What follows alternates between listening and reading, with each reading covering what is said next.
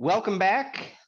Wade into Wealth coming to you remotely this week as the COVID made its way. And so One is remote. One brother one is is remote. remote. One is remote. You get the studio all to yourself today.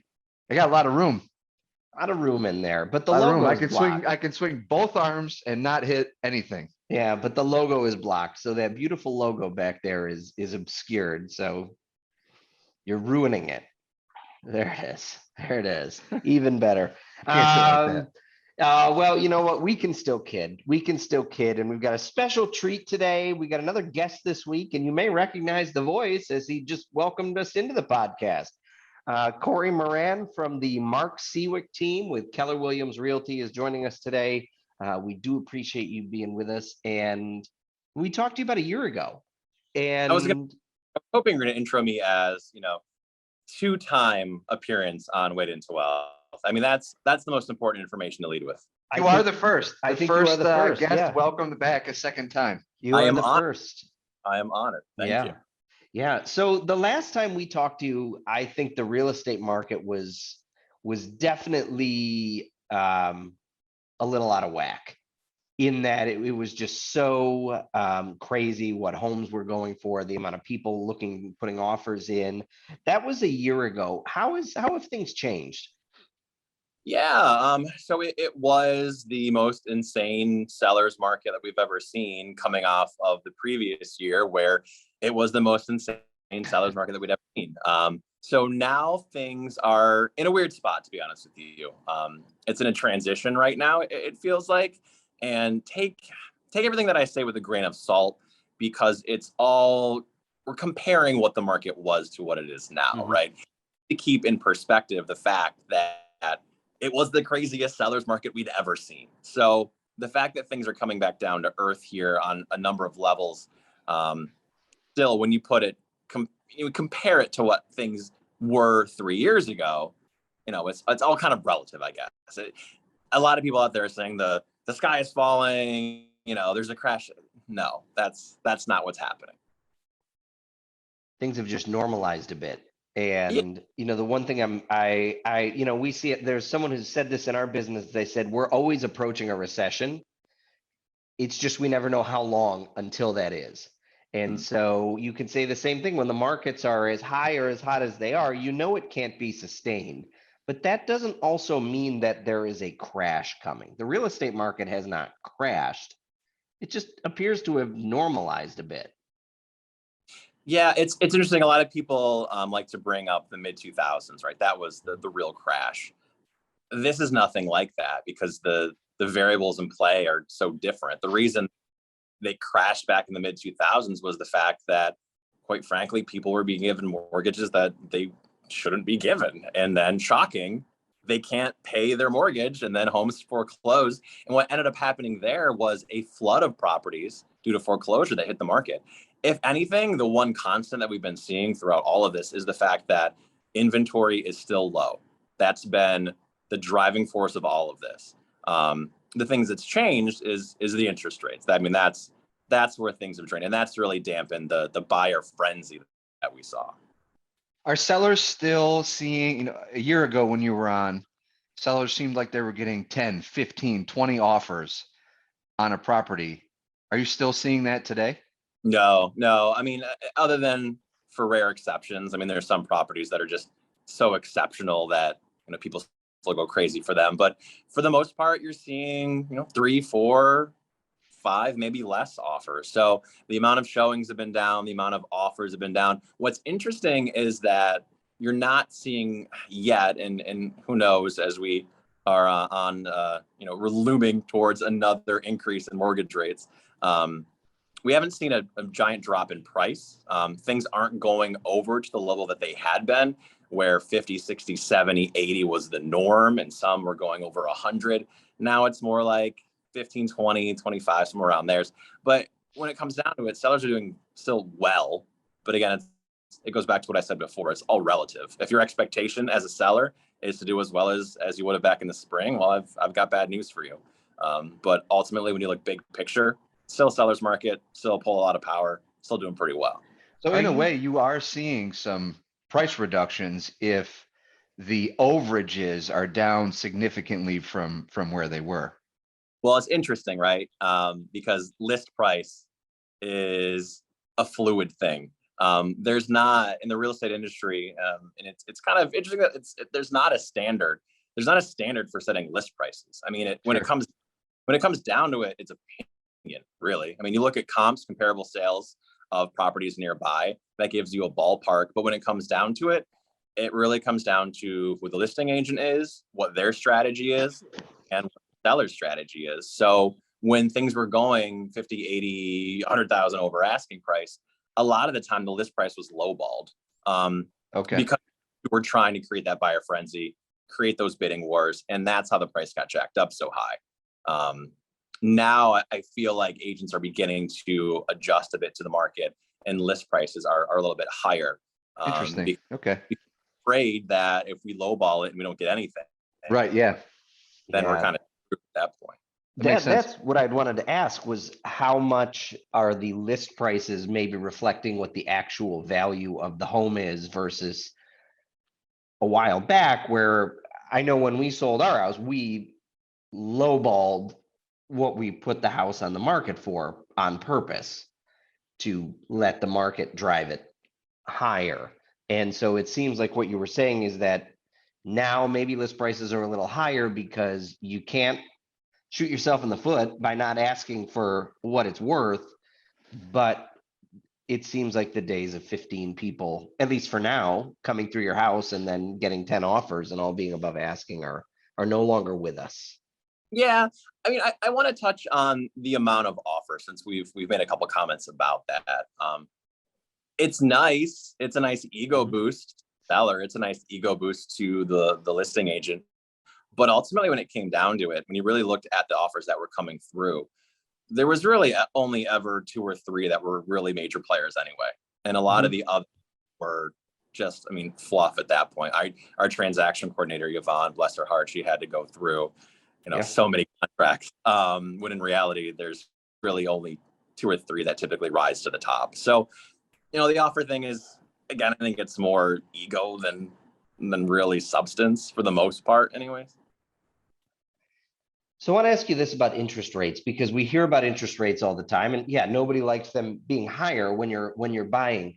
But I'm curious as if I had this thought. I was actually listening to your podcast that you and Mark do, and I had this thought of, are there some opportunities for buyers that are created because people are getting scared away from interest rates being higher, that maybe there is not as much competition for a property because some people are getting scared away because they don't want to pay the mortgage rates now that they've risen substantially? Absolutely. So I'll share a story here. I was not her agent, so I'm going to put this out there. But my brother-in-law's girlfriend has been looking for a house for 2.5 years, and she put in 30 plus offers, and it's been brutal. She finally got an offer accepted last week. So those buyers that are still sticking it out and are looking those mortgage rates, in the face and saying, I don't care at this point, I want a house, they're the ones that are prevailing. So yeah, there's definitely is opportunity there. And the mortgage rates are what they are now, but as we know, they're also going to change, right? So there's always the option of refinancing at some point for a lower rate, if and hopefully when they go back down. Will they go back down to 3%? Probably not. We're probably never seeing that again, unfortunately. But will they be lingering over 6%? Who's to tell? I don't know. Do you guys have a crystal ball in your podcast studio? Yeah, we do, but it's broken. Yeah. We had one, but Ethan dropped it. Ah, shoot. It Okay. doesn't I was work. pretty good info. It Just doesn't like work. the state trophy that the first state trophy. Yeah, first state trophy our dad won. The second we got home, I was carrying it out of our green minivan that we had, dropped it right on the gravel driveway. This is 1999. Forever chipped. 1999. Forever chipped. We just gotten home. I don't know. It's maybe 1 a.m. from wherever the game was played. Everyone's feeling good, and this knucklehead gets out of the car, and I still remember it, and just drops the trophy. And I just remember hearing, Dad, boy, Ethan, what are you? Oh. But I It's actually fine. don't think you got in too much trouble because I think he was just still He really on just like won the cloud state nine. championship. Who's going to care Yeah. about Yeah. a stone chip out of there? It gave that trophy character. Yeah. That's what I was Changed it forever. Yeah. There you go. There you Yeah. go. So our crystal ball has character. But Corey, you mentioned that it's still a seller's market. Mhm. Are delayed negotiations still happening? Or how have negotiations, if they've changed, how have negotiations and how have purchase offers changed in the year since we've spoken? Sure. So just as a refresher course for anyone who's unaware, delayed negotiations more or less is just a deadline for when offers are due. So a property gets listed on a Wednesday, we've got showings Thursday, Friday, Saturday, Sunday, boom, offers due Monday, yada, yada, you're done. That was 95% or higher of what the transactions or the listings were, when the market was going nuts. It still exists. It's still happening. It's not as prevalent, I would say. Again, we're kind of in a transition right now where agents are trying to kind of feel things out a little bit and figure out, what the best move is. So I think it's kind of property specific. If it's one that is in really great shape and it's a desirable area and it's checking all the boxes, I think those make perfect sense to do delayed negotiation still, because ultimately you're still trying to get multiple offers. That's still the name of the game, to drive the price up as high as you can. So in those instances, yes. If it's a property that maybe needs some work, or you're not expecting to get as many offers on it, then you might not.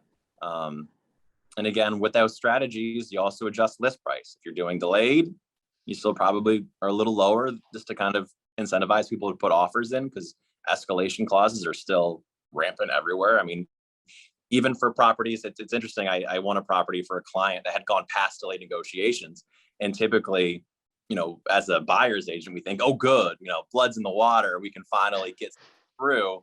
And there was 4 other agents that had the same idea, so it still ended up going, a fair amount over asking. Crazy. How important is it right now to have the conversations with your clients, whether you're on the buying side or the selling side, to set their expectations before they even list? Like Ethan and I are seeing that in with the markets the way they are, to really be setting people's expectations. And I imagine that's a big thing right now for you. It's the most important thing. There's nothing more important than that. If you're walking in there and you're telling your seller that it's like it was back in the spring and they're going to get 20 offers and it's going to be $100,000 over asking, setting yourself up for disaster and disappointment. We're very honest with our clients at this point. When they say, well, what do you think is going to happen? We say, we don't know. I don't. Again, crystal ball, ours is broken too. It's a transition. It's weird, right? There's properties that sometimes hit the market that you think, oh, you're guaranteed to get offers on this one. And then they go a little longer than you expect. So yeah, expectations are everything. Because if you go into it saying, we may go past, I want you to know that it's a real possibility. And then we have a game plan.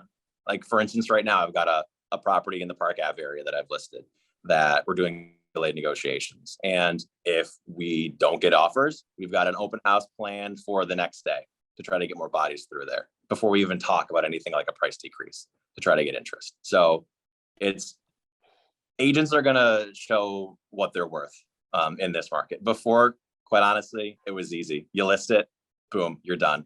It's going to take care of itself.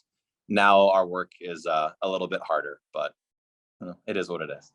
You mentioned that inventory is still low, but are you seeing that increase at all, as if, maybe some folks who had been thinking, yeah, I'll sell my house in a couple of years, the market will still be hot, getting sentiment that maybe it's slowing, not crashing, but slowing? Are you seeing some of those people come to the forefront now and wanting to list the house where maybe they would have continued to wait if we didn't see the slowdown?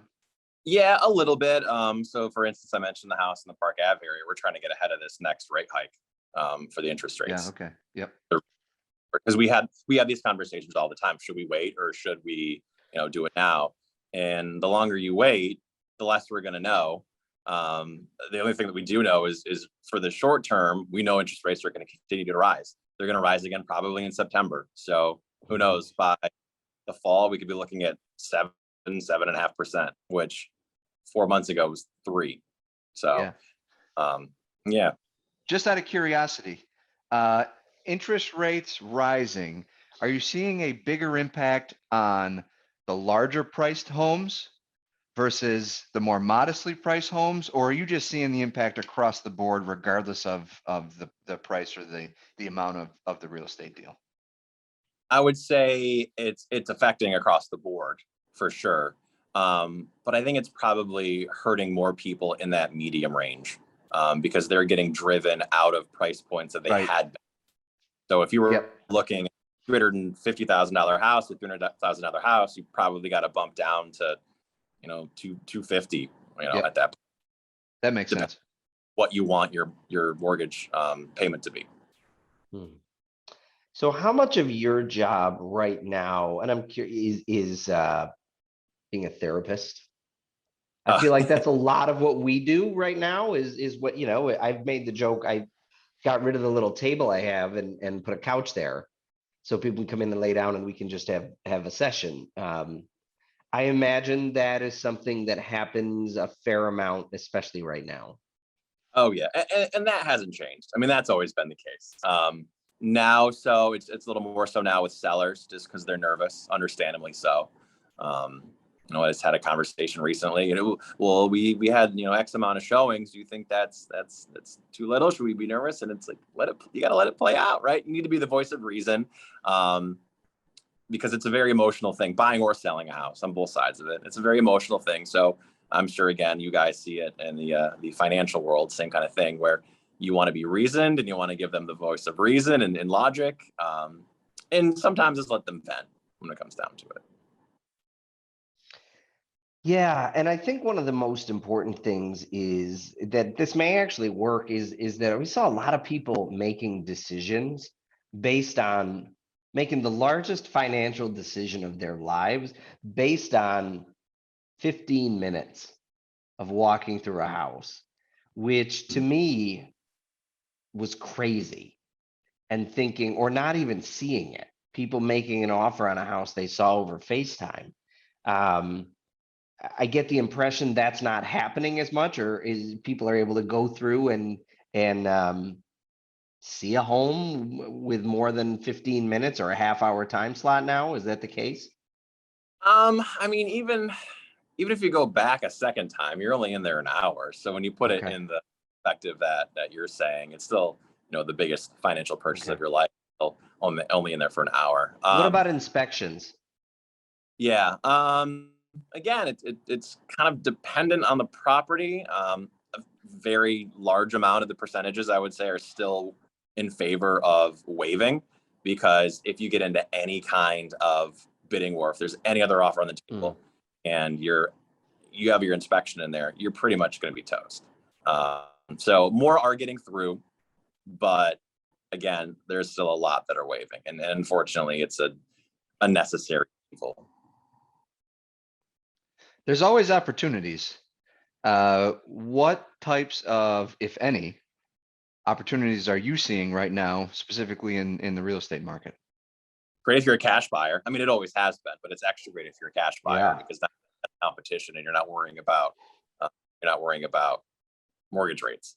So that's Are you seeing the number of cash offers go down, or is that in the same vein as the inspections, where if it's not a cash offer compared to another cash offer, you're basically toast going into that negotiation? again, it depends on the price point of where you're at. It's property dependent, so it's hard to say in general terms. I wouldn't necessarily say they're up or they're down. I think when it comes down to it, if you're looking to buy a house, if you have the option of going the cash for the route, you want to do that, obviously. Some people are going, I just had another sale last week where they went cash and they're going to refinance after. So that's still happening a lot. And we're still seeing a lot of the cash guarantees, which a couple of local lenders in particular, is a program they offer where the bank essentially guarantees appraisal and guarantees mortgage commitment.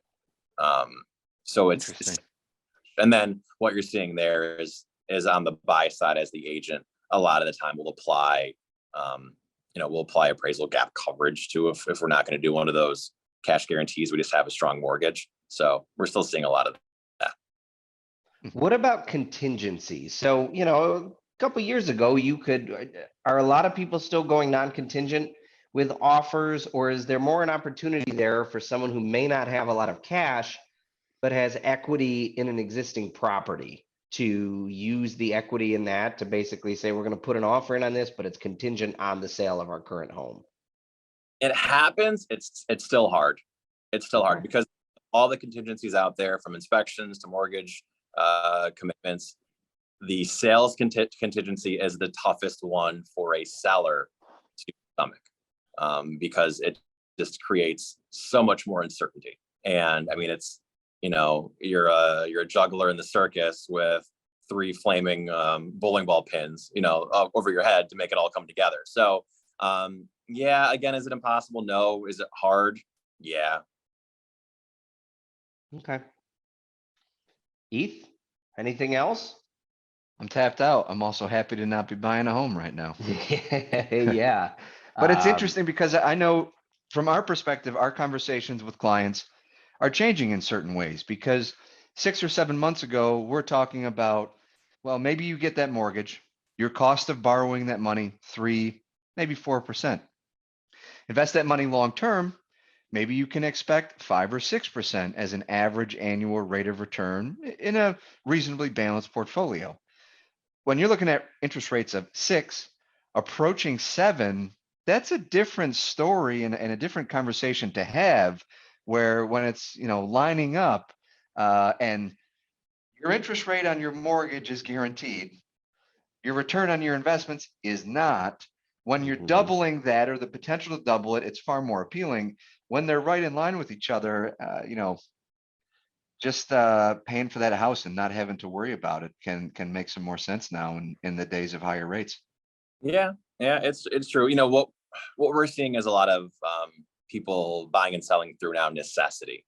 So it's situations where a loved one passed and it was their house and it's an estate sale, or if a couple is going through a divorce, and they need to split up their assets. That's the kind of thing that is going to be more prevalent going through this transition period.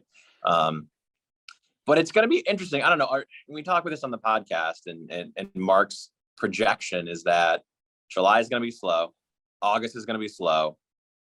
September, things may kick back up a bit because people are going to start to get familiarized with these interest rates being what they are.